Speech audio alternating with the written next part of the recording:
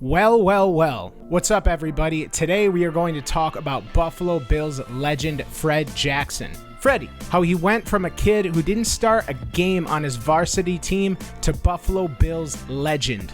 Before we get started, I want to ask you to please do me a solid, click that subscribe button, and leave a comment on either your favorite Fred Jackson moment or your favorite Buffalo Bill from Fred Jackson's era. He might be my favorite of all time. Fred Jackson was born February 20th, 1981 in Arlington, Texas. He attended Lamar High School and played for the Lamar Vikings in the late 1990s. As I alluded to earlier, he did not start a game in his 2 years on the varsity football team. The Lamar Vikings were apparently stacked, and Fred Jackson was undersized. Too slow, yada yada yada. He actually began his senior year as the third string running back. During Fred's senior year in high school, 14 of his teammates signed letters of intent to play college football.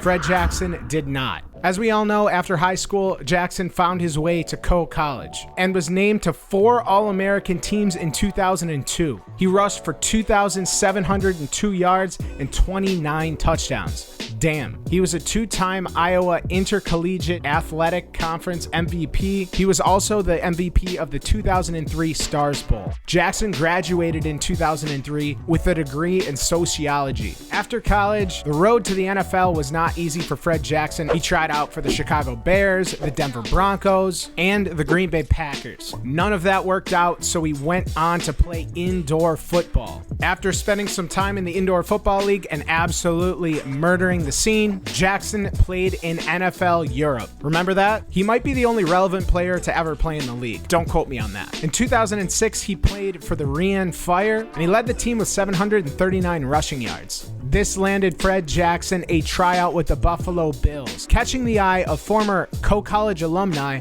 Marv Levy himself. Remember when he was the GM? Apparently, this was his best move. Fred Jackson made his first career start against Washington in 2007 and rushed for 82 yards. He caught 4 passes for 69 yards in a Bills victory. He became the first Division III running back to start a game in the NFL since the year 2000. Jackson's first 100-yard game came against the Miami Dolphins in the year 2007. Get this, he rushed for 115 yards and Marshawn Lynch had 107 yards on the ground. This was the first time the Bills had 2 running backs rush for over 100 yards since the year 1996 when Thurman Thomas and Derrick Holmes did it. What better team to do it against? In his first season with the Bills, Jackson appeared in 8 games and finished with 58 carries for 300 yards, 22 receptions, and 190 receiving yards. Before the 2009 season, Fred Jackson signed a 4-year deal with the Buffalo Bills. In week 2 of that season, Jackson had 28 carries for 163 yards in a 33-20 victory against the Tampa Bay Buccaneers. Fun fact, I remember that game. That was a 4:30 kickoff. I remember that was Terrell Owens' first touchdown. Great memories. At the end of the 2009 season, Fred Jackson had taken over the starting role for Marshawn Lynch. Jackson eclipsed the 1,000-yard mark for the first time in his career with 1,062 rushing yards. He also set a career high in catches with 46 for 371 yards. Jackson also had 1,014 yards on kick returns. This guy could do it all. This made him the first player in NFL history to have 1,000 rushing yards and 1,000 kick return yards in a season. In 2010, the ball kept rolling for Freddie. He was given the rock 222 times, but just missed 1,000 yards. He finished with 927 yards on the ground, rushed for 5 touchdowns, and tacked on 31 receptions for 215 yards and 2 touchdowns. In 2011, Fred Jackson was having his best season to date. Marshawn Lynch was out of town at this point. CJ Spiller was on the team in his second year. I don't know why they kept trying to replace this guy. Jackson had 6 100-yard rushing games in the first 10 weeks of the season. However, during a Week 11 loss to Miami, he suffered an injury. He fractured his fibula, was placed on injured reserve, and would miss the rest of the 2011 season. Despite the injury, Fred Jackson was ranked number 83 on the NFL top 100 players that year. Imagine if he would have finished the year. In 2012, Fred Jackson signed a 2-year extension that would keep him with the Buffalo Bills through 2015. I don't know if you remember, but 2012 was the year of CJ Spiller. Therefore, we saw Fred Jackson Jackson's role diminished a little bit. He finished with 115 carries for 437 yards and 3 rushing touchdowns. He also had 34 receptions for 217 receiving yards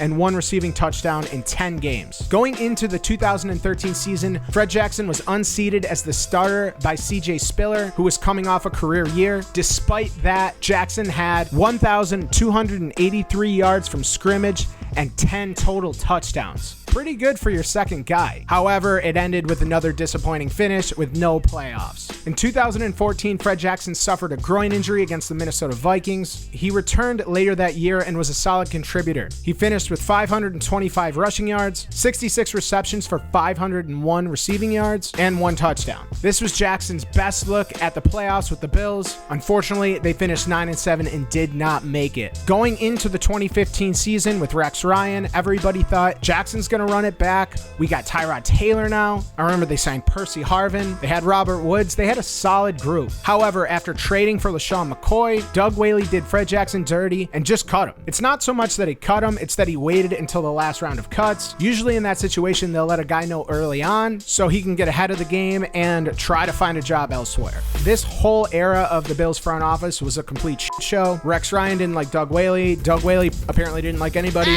Long story short, Fred Jackson ended up landing in Seattle, reuniting with Marshawn Lynch. However, this was the end of the road. He finished the season with only 26 rushing attempts and 100 yards on the ground. But Fred Jackson did play in his first playoff game ever against the Minnesota Vikings, which was well deserved. And just like that, it was over. In April 2018, Fred Jackson signed a 1-day contract to retire as a Buffalo Bill. This got that sour taste out of my mouth. I didn't think it was right the way he left. At this point, Doug Whaley was out of the organization.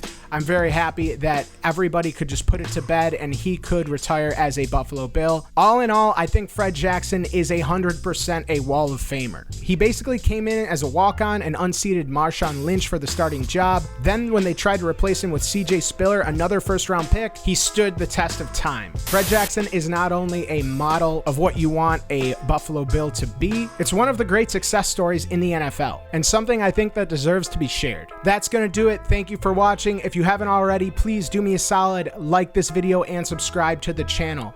Also, leave me a comment on your favorite Fred Jackson memory or your favorite Buffalo Bill of this era, or maybe of all time. I'll see you next time.